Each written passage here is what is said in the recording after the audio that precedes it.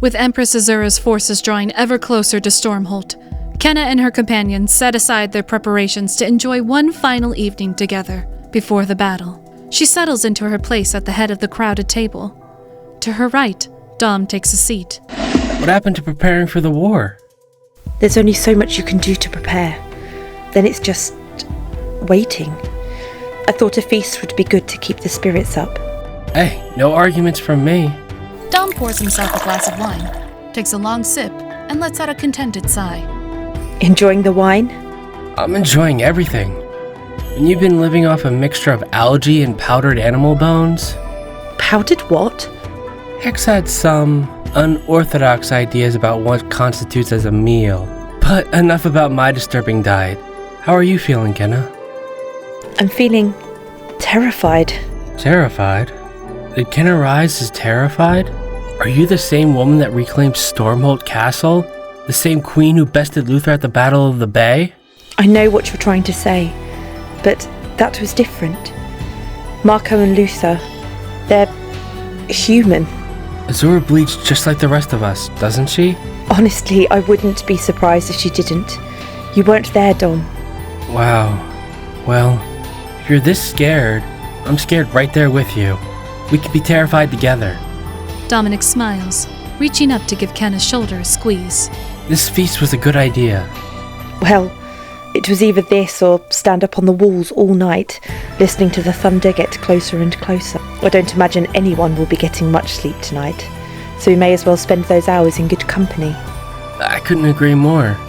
On that note, if you could spare one of those hours later, we could have a little celebration of our own. Kenna smirks at Dom, raising one eyebrow. A whole hour, huh? Maybe even two, if you're game. Come find me later. For now, Dominic picks up a knife and loudly taps the side of his goblet. let's have a toast from our favorite queen. Yes, a toast. Toast, toast, toast! The gathered crowd picks up the chant, gradually quiets as Kenna gets to her feet.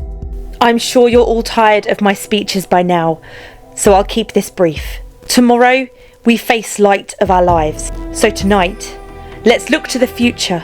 This war with the Iron Empire has lasted for generations. It's bled our kingdom's resources dry and cost countless lives. But tomorrow, we change all of that. Tomorrow, we banish the dark clouds that hang over us. Tomorrow, we usher in a new age for the Five Kingdoms. Hear, hear! Cheerful shouts fill the hall as everyone raises their glasses and the cooks bring in the trays heaped with food. After they've eaten their fill, Kenna gets up from the table and begins to circulate among her guests. Arun stands, smiling shyly as she approaches, and she returns her curtsy with a bow. Good evening, Queen Kenna. Good evening to you as well. I was very glad to hear that you had escaped from Azura's forces. Thanks to the Lady Val, she's like a heroine straight from the pages of a novel. I'm sure she'd love to hear that. Lord Raiden's subterfuge was also instrumental to our escape. I must say, he had me completely fooled. He managed to fool all of us, which I suppose was good in the end. You must have been so relieved to learn it was all an act. You know each other well, don't you? Quite well. In fact, he's a close friend. I don't think I've ever met anyone like him. He has such a love for knowledge. Do you think do you know if he's, Arun blushes furiously, looking down at the floor. She nods her head. What? Involved with anyone? I don't believe he is. Good. That's very interesting. It was lovely to finally meet you, Your Majesty. Likewise. Please enjoy the rest of the party. At the end of the table, Kenna finds Raiden talking to a young, pale-haired girl. Ah, there she is. Leah, may I introduce Queen Kenna of Stormholt. Welcome to Stormholt, Leah. Wait, is this really her? But where are the heads? The... what? Your belt's made of severe heads? Do you only wear it on formal occasions? Mother told me... Leah stops suddenly, her cheeks flushing bright red as Kenna and Raiden burst into laughter. Oh goodness. That was one of my mother's lies, wasn't it? Raiden tries to reassure Leah, but he's helpless with laughter. When he lets out a snort, Leah starts giggling too. I never realized all my mother's stories about the 5 kingdoms. They're so silly. Please, tell us another. Okay, let's see. She said that your kings and queens make their children fight to the death to decide who inherits. Ha! I wouldn't put that past Luther. Leah racks her brain for another as Raiden wipes his tears and reaches for a drink. She also said that your dragons refuse to eat anything but the firstborn babies of the local peasantry. Raiden almost spits out his wine. Oh gods, we have to tell Tom that one later. As the next story pops into Leah's head, she lets out a surprised hiccup of laughter. Oh my goodness. There was one so ridiculous. Even I didn't believe it. She said you lived in the woods with a bunch of monks and had to hunt for rabbits and forage for berries like some kind of hermit. Leah bursts out laughing, her feet kicking back and forth on the edge of her chair. Kenna and Raiden share a look. You know, when she puts it like that, it does sound pretty ridiculous. Kenna. Sparky scampers into the throne room, tripping several of her guests as she careens towards Kenna. Laughing, Kenna crouches down on the floor, letting Sparky jump into her lap and wriggle himself into a comfortable position. You seem excited. Do you like your new home? I smelled so many smells today. I like the kitchen, and I like your room very much. I wanted to run with the big stompy dogs, but most of them were locked up and couldn't play with me. Those are called horses. I love horses. Can we go play with them tomorrow? Not tomorrow, Sparky. Tomorrow we have to fight. Fight? I love to fight. Who are we fighting? Do you remember the Empress? We're fighting her army. Good. I'm glad we're fighting, Tall Lady. I owe her a bite. Am I allowed to bite, Tall Lady? I've been very good, and I only bit Smelly Dungeon Man one time yesterday. Yes, Sparky. You can bite Azura as much as you like. Then I owe Tall Lady 10 bites. Sparky, you're adorable. I'm not adorable. I'm brave and mean and ferocious and strong, and I'm going to protect my new pack no matter what. No, you're definitely adorable. Okay, just don't stop doing that. Oh, but I have a question. What is it? Why do we have to... Oh my gosh, bacon! Sparky suddenly launches himself out of Kenna's lap, charging towards a piece of bacon that someone dropped on the floor. Azura had better watch out. Kenna finds Clover staring out one of the throne room's tall windows, nervously eyeing the stormy horizon. Are you all right? Oh, of course. I'm just fine, Your Majesty. Miss Annalise said I could assist her in the infirmary. I'm gonna do everything I can to help, even though... Clover trails off, her cheerful smile slipping just a little. What is it?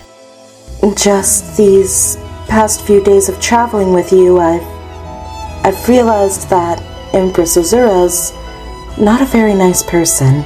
No, she really isn't. For so long, I thought that she cared about me, but I don't think she can care about anyone but herself. I'm very afraid that if the Empress sees me again, she's going to kill me.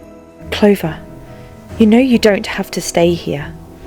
Someone could escort you to one of the nearby villages. You'd be much safer there. Please forgive me, Your Majesty. I don't wish to be contrary, but... Clover takes a deep breath. No. I'm going to stay here and help. All my life I've been told I have a purpose, but for the first time, I feel like I can choose what that purpose is. And I choose to help you, Queen Kenna. I choose to stay here and protect my new friends. Clover steps forward, pulling Kenna into an enthusiastic hug. Kenna can't help but smile as she hugs her back. Thank you, Clover. Thank you for choosing us. Kenna walks over to where Zenobia and Florian are sitting, Zenobia pouting as she picks at her food. Enjoying the party? Are you kidding? The wine is barely drinkable.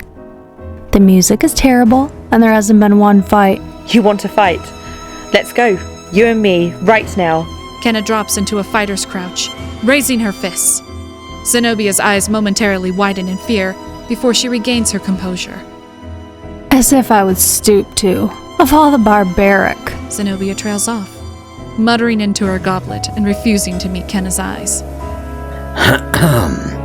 Queen Kenna, you may be interested to know that I've calculated our chances of prevailing in tomorrow's battle. Currently, our odds stand at 1 in 18.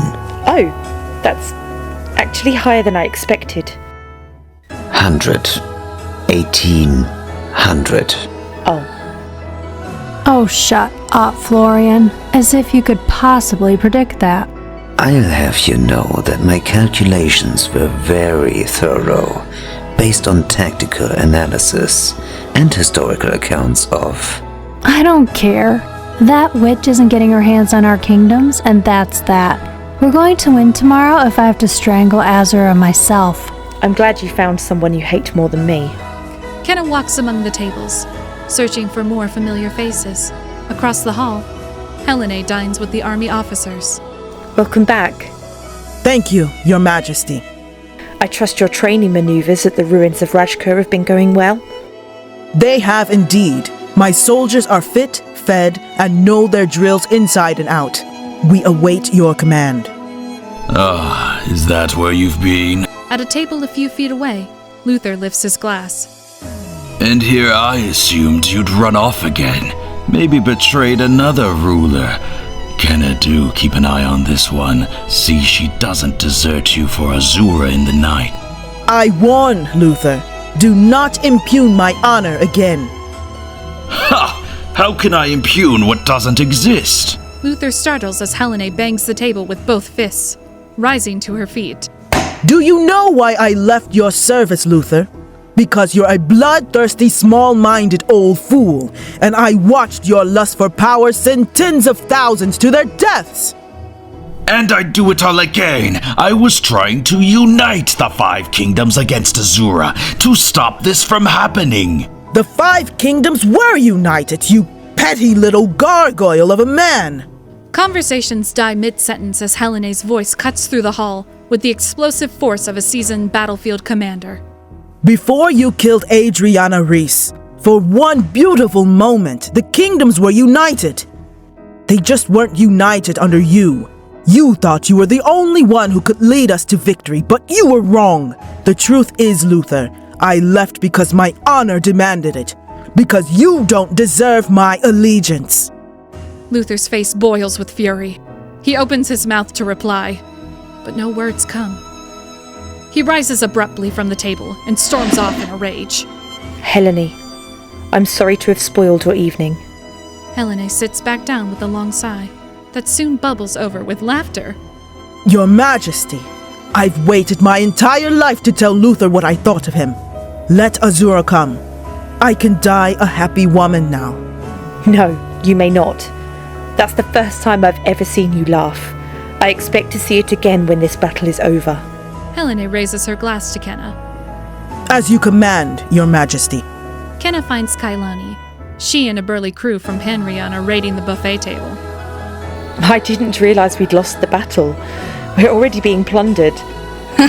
You think this is plundering? Just wait and see how we eat after the battle. Eat as much as you want. We're grateful to have you as allies. We wouldn't miss this for the world. It's because of Azura that Panrion had to crank out ships night and day. She cost us sweat and blood, and I intend to collect. With interest. Looks like you bought some tough fighters. You bet, but more importantly, builders. Figured you could use some help with defense and repairs. From behind the roast boar, Noah's head pokes up. Should we tell her about the new move we've been working on? Nah, she can see it in action tomorrow. I can't wait. Thank you both. Kenna notices Rowan Thorn waving her over. Kenna heads towards the table, where she's drinking with the company of Thorngate archers. Queen Kenna? Queen Rowan, it's good to see you. How was the march north? Slow and tiring. Which reminds me, you and I should discuss the trade routes and tax policies. Is that what you're over here thinking about? Tax policies are a serious matter. As is tomorrow's battle. You aren't concerned? Rowan shrugs. Thorngate has repelled the Iron Empire before. Soldiers, kings, empresses. They all look the same behind a bow. But as Rowan speaks, Kenna notices her hands trembling on the tabletop. Rowan, you don't have to act brave. We're all afraid. Personally, I'm terrified, but I feel much safer knowing you're here. She smiles proudly at Kenna, sitting up a little straighter. Of course. Thorngate remembers its friends. And so do I. Can I assume you brought some of those heart oak longbows with you? Oh, yes. And plenty of arrows. Each a lovingly crafted gift from the people of Thorngate to the mighty Empress of Zura. I can't wait to see her face when she receives them. Kenna follows the sound of laughter to a table where Val is drinking with the soldiers. Kenna! There's something else we can toast to. I get the sense you've made a few toasts already. You bet we have. You got a lot of catching up to do. Val shoves a mug of ale towards Kenna. To Queen Kenna Reese! Val and the soldiers down their drinks. Kenna empties the whole drink in one go and slams the tankard down on the table. Now that's how you get ready for a battle. Nearby Fidorian troops share a titter of delight as one of them balances a spoon on the tip of his visor. There, you see? I told you lads, it could have been done. Well, they seem to be having fun. Don't let everything about them fool you. This lot's battle-hardened and hungry for blood. Oh, I see the sugar tongues! To riot with the sugar tongues! They'll pull through in a pinch. As Val turns to say something to a nearby soldier, Kenna spies a strange shimmer around her neck. What's that? What's what? The air around Val shimmers magically. Oh, this? Magic necklace. Makes a shield that protects you from lightning. I was planning to show it to Azura tomorrow. Real close and personal. Val stuffs the necklace back inside her shirt, and the shimmer slowly fades. Where did you find something like that? Fedoria, I got it from Orion and Suddenly, Val's expression falters. Kenna follows her gaze across the hall and spots Raiden passing through the crowd. Have you talked to him yet? Talk to who? Val. Look, I get that you want everybody to get along, but this one isn't about you. What's going on between me and him? I don't feel like dealing with it tonight, okay? Okay. Good. Now then. Val climbs up onto the table and stomps her boot, rattling the silverware. Listen up! I'm a big girl, and I want a big drink. So I'm heading down to the village tavern, and I'm arm wrestling all takers. And if you can beat Val Greaves in an arm wrestling contest, you're worth 10 of those iron punks. Now who's with me? The Stormholt soldiers let out a cheer and rise to follow her. I'm looking at you, Claudius. What?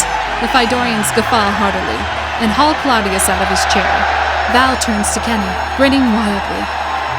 Now, I know you have queenly duties to attend to or whatever, but if you feel like joining us later, I promise a good time. Val winks at Kenna. Think about it. Val shouts to her gang of troops, and they file out of the throne room, laughing and jostling each other. Kenna catches Annalise on her way out of the throne room, absconding with a tray of food. Leaving so soon? I thought you'd at least stay for the dancing. Oh, I'm gonna dance. Azura might be the Empress, but on the dance floor, I'm the one that shines the brightest. But I'm afraid I'm working through dinner tonight. I have to make sure the infirmary is ready for tomorrow. Madeline strides up, eyes locked on a checklist in her hands, and begins rattling off entries. Well, we are short on willow root, sleep seed oil, and powdered crane, and I can't find a blasted bone saw anywhere in this town. Madeline notices Kenna. Oh, apologies, Majesty. Just taking inventory of the stores. Hello, Madeline. Thank you for all your help. Happy to do it. Though I'd be happier if I could get my hands on a bone saw. How's a woman supposed to amputate a foot under these conditions? Madeline hurries off across the hall. That woman is a marvel. She's been going days like that. I'm not even sure she sleeps. Do you need any more help? Don't you dare. Tomorrow you'll be leading our armies against a woman who literally throws lightning from her hands. Tonight is to relax, drink, laugh, and be with your friends. Annalise, you've done so much for me. I don't think I can ever thank you enough. Well, if you feel like trying later, just save a dance for me. Annalise gives Kenna a quick kiss on the cheek, then hurries off with her tray of food. After the meal, a few musicians begin to play in one corner, and guests pull several tables to the side to make room for dancing. Kenna continues to make her rounds, smiling and nodding her head a little to the music. There she is, the woman of legend, the champion of 5 kingdoms, and the queen of my heart! Tevin. Tevin stops before Kenna, twirling his cape in an elaborate bow, and plants a kiss on the back of her hand. It's been far, far too long. I was beginning to think I wouldn't have a chance to give you your present. Present? I want to hear all about your mission to Aurelia. Did you really fight a dragon single-handed? Did you? Tevin, present? Tevin laughs, producing an ornately engraved bottle with a dramatic flourish. Oh! A bottle of the finest Fedorian red. I managed to convince a local innkeeper to part with it when I said it was a gift for the queen. Tevin pours the wine into 2 delicate glasses, offering one to Kenna. Thank you, Tevin. This is a very sweet present. It is that. Sweet, and bold, and strong, much like you. Tevin gently touches his glass to Kenna's, and both drink. Gods, it's like the first warm breeze of spring. No, like a sunset through the trees. You have the soul of a poet, Canaries. Personally, I always thought it tasted like a kiss. A kiss? If this wine tastes like a kiss, then I must be kissing wrong. Surely not. Perhaps we simply kiss differently in Fedoria. I hear we're quite strange. You must be, if your kisses taste like spring breezes and sunsets. Alas, my dearest Kenna, I must leave you now. I must ensure my army is prepared for tomorrow's festivities. I shall see you on the battlefield, my warrior queen. See you tomorrow, Tevin.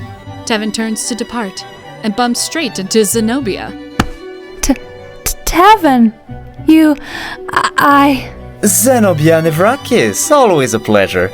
Please pardon my clumsiness. He bows and kisses her hand. Her face goes a deep red. Always a that's Enjoy the feast. Zenobia is still stammering as Tevin strides away. Oh gods, just kill me. She finds Luther drinking alone at an empty table. Luther? Kenna. I thought you'd vanished for the evening after that incident with Helene. As if I'd be chased out of the room by a barking dog like some wretched little serving boy. I guess I shouldn't be surprised that's how you Nevrakis treats servants. He sips his wine and pulls out a chair beside him. You want me to sit? No, it's for my imaginary friend. Yes, girl, sit. Kenna takes a seat beside Luther and sits in silence. Staring out at the feast together, eventually he speaks. A buffet of hard choices. What? That's all you'll ever receive as a ruler. They'll hand out the easy choices amongst themselves like candy. But the real tough meat, the hard choices, they'll save those for you, and you've got to swallow every one of them whole. Is that how you view ruling? That's how I view being a ruler. Luther's eyes turn towards Kenna, slow and cool. You appointed my son commander of the Nevrakis troops tomorrow. You might regret that someday. That sounds like a threat. Does it? Well, good. Then I still have my edge. But I only meant it as a warning, Queen of Stormholt. Regret is a friend you'll come to know well in the years to come, assuming that witch doesn't kill us all tomorrow. Kenna starts to leave, but Luther places a hand on Kenna's shoulder. Wait. There's something I've been meaning to say to you. Kenna brushes his hand off and turns around. What is it? What happened with your mother? I want you to know it was nothing personal. It was one of those hard decisions, and I swallowed it. I'd do it again in a heartbeat, but I took no joy in it. Understand? I understand why you thought you had to do it, but it doesn't mean I'll forgive you. And if you ever cross me and look down to find my sword in your chest, I hope you'll remember it's nothing personal. Luther and Kenna share a guarded chuckle, weighing one another. Finally, he gives a nod of grim respect. Kenna nods back, then walks away. Kenna finds Raiden leaning against a pillar, engrossed in a book. Either that's the world's most interesting book, or this is the world's least interesting party. Actually, the former guess is not far off. Raiden holds up the book, showing Kenna the diagrams inside. Is this? The reason I pretended to betray you. This book contains the secrets to counteracting Azura's magic. This is the part where you say your mission was successful, right? Tell me there's something in this book we can actually use. I believe there is. Raiden produces a small pouch, holding it before Kenna. Inside, she sees what looks like a mixture of herbs, crushed gemstones, and gold flakes. What is that? Assuming I have prepared everything correctly, this is an alchemical mixture of anti-magic. Shall we see if it works? Let's go for it. I'm glad one of us feeling confident. Here goes everything. Raiden pours a handful of the mixture into his palm and holds it up towards Kenna's face. He draws a deep breath. Full mossy-eyed sin! Raiden blows the strange mixture at Kenna's face. She shuts her eyes and shields her face, expecting a fit of coughing, but it never comes. How do you feel? It sort of tingles. So, is this it? A sprinkle of magic dust and I'm ready to fight Azura? I'm afraid not. This mixture alone won't win the battle for you. What it will do is allow you to cast spells of anti-magic. I managed to convince Leah to translate several of them for us. And with her help, we can test them. Raiden finds Leah in the crowd and beckons her over. Leah, I'm going to need you to use your powers. Here? What for? We need to see if this anti-magic spells are actually effective against you and your mother's lightning. You're sure it's alright? I don't want to hurt you by accident. I trust you, Leah. Raiden turns to Kenna. Now listen carefully. The last time you fought Azura, she deployed a magical shield that protected her from your attacks. Yes, I think I can recall that. To bypass that shield, you must pierce it with something sharp while saying the word secacto. That means break in ancient Earth. Thank you, Leah. Now, do you think you can make a shield like that for us? Leah nods, concentrating. She holds up both hands. The air begins to glow in front of her, forming a thin blue shield. Go ahead, Kenna. Try to break it. All right. First I say, secacto. Picking up a nearby fork, she jabs it into the shield. I think it's working. The glow in front of Leah tears apart, shreds of lightning dissolving into thin air. Yes! Oh, you did it. Well done. Thank you, Leah. Next, Leah summons a small arc of lightning, holding it stretched between her hands. Now what? Now, Kenna, put your hands near the lightning. Feed the flow of it. Picture its path in your mind. Then, picture anew for it. And say the words Vin Hama Rusa. That means cast aside. Okay, let's see. Kenna reaches out, feeling the air above the sizzling bolt of lightning. Closing her eyes, she pictures where she wants the lightning to go, and... Vinhama Rusa. Leah yelps. Her eyes snap open in time to see the lightning shoot from her hands, striking Luther in the backside. Black blazing hells! Who did that? Who did what? I didn't see anything. Leah covers her mouth with both hands, trying to hold in her giggles as Luther grumbles, limping away. Kenna practices both moves with Leah several more times. Okay, I think I've got it. Of course. I hope the spells work tomorrow. My mother's lightning is, it's a lot bigger than mine. I'm sure we'll work it out. Leah curtsies, scampering away.